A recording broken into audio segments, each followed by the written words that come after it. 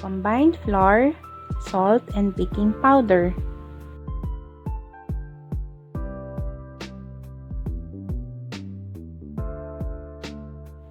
Cream butter.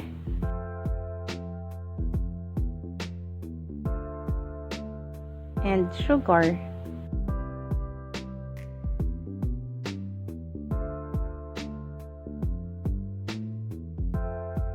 Add egg and vanilla.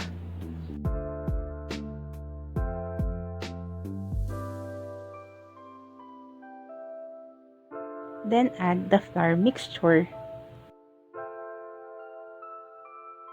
Mix until well combined.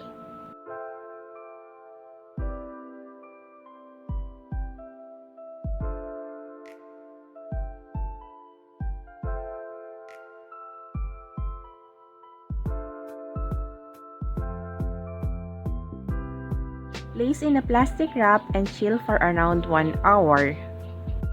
Or freeze for around 15 minutes. If you think you can already roll the cookie dough and cut it without deforming its shape, no need to wait for 1 hour. Chilling is required before or after cutting the dough to prevent it from spreading.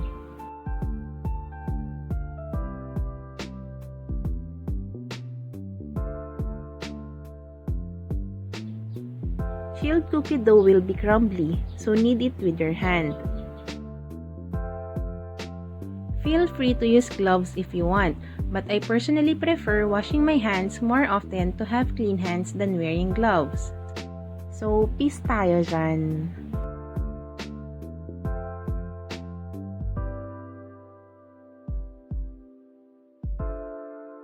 Flour your work surface, your cookie dough or your rolling pin before rolling it out.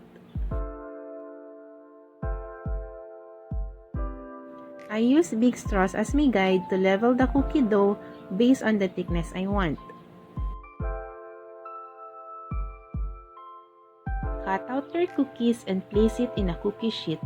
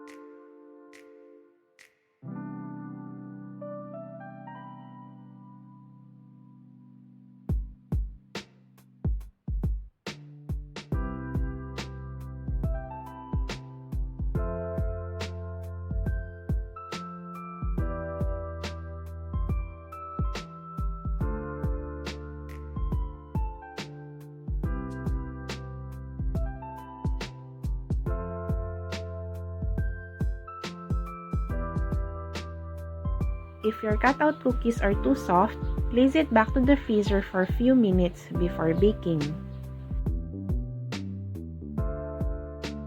Bake until the edges are golden brown. For the cookie lollies, insert your stick immediately.